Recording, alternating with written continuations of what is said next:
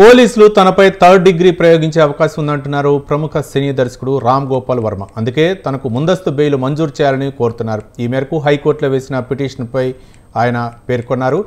వర్మ ముందస్తు బెయిల్ పిటిషన్పై నేడు ఏపీ హైకోర్టులో విచారణ జరగనుంది. పోలీసులు తనపై థర్డ్ డిగ్రీ ప్రయోగించే అవకాశం ఉందని రామ్ గోపాల్ వర్మ పిటిషన్లో పేర్కొన్నారు.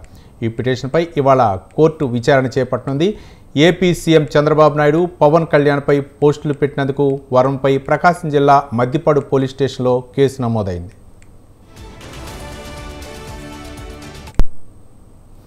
ఈ నెల 25న ఒంగోలు రూరల్ పోలీస్ స్టేషన్లో విచారణకు హాజరు కావాలని ఒంగోలు పోలీసులు వర్మకు నోటీసులు పంపారు. ఈ నెల 19న విచారణకు హాజరు కావాల్సి ఉన్న వర్మ వారం రోజులు గడువు కోరారు. దీంతో నిన్న వాట్సాప్ ద్వారా మరోసారి నోటీసులు ఇచ్చారు.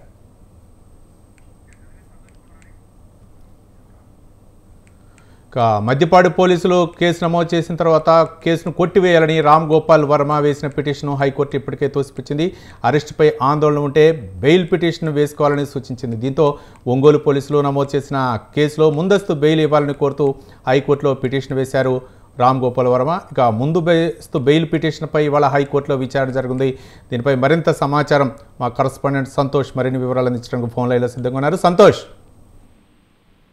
సంచలనాత్మకమైనటువంటి డైరెక్టర్ ఆర్జీవి రామ్ గోపాల్ వర్మపై నమోదైనటువంటి కేసు ఏదైతే ఉందో దీనికి సంబంధించి హైకోర్టును ఆశ్రయించడం జరిగింది. ఏదైతే ఇక ప్రధానంగా హైకోర్టులో ఇప్పటికే తనని అరెస్టు చేయొద్దు అంటూ కూడా వేసినటువంటి పిటిషన్ ని కొట్టేయడం జరిగింది. అరెస్ట్ నుంచి తమని కాపాడలేమంటూ కూడా హైకోర్టు ఇచ్చినటువంటి సమాధానం చూసుకున్నట్లయితే కనుక ఇప్పుడు ప్రస్తుతం తన బెయిల్ పిటిషన్ వేయాలంటూ కూడా ఇటు ఆదేశాలు జారీ చేయడంతో ఇటు బెయిల్ పిటిషన్ అనేది కూడా ఇటు ఆర్జీవి అయితే ఈ యొక్క హైకోర్టును ఆశ్రయించడం జరిగింది. ఈ యొక్క బెయిల్ పిటిషన్ పై అయితే కనుక ఈ యొక్క విచారణ అనేది కూడా రానున్న కూడా తెలుస్తూ ఉంది. ఎందుకంటే గత 5 సంవత్సరాల్లో ఇటు ఆర్జీవి ఏదైతే ఇటు పవన్ కళ్యాణ్ పై కావచ్చు, అదేవిధంగా చంద్రబాబు నాయుడు, నారా లోకేష్ పై కొన్ని సోషల్ మీడియా వేదికగా అయితే గనక విమర్శించినటువంటి నేపథ్యంలోనే ఈ యొక్క కేసు నమోదు చేయడం జరిగింది. అయితే ఈ యొక్క దీనికి సంబంధించి తనని అరెస్ట్ నుంచి కావచ్చు, అదేవిధంగా క్వాష్ పిటిషన్ కావచ్చు, వీటన్నిటిపై కూడా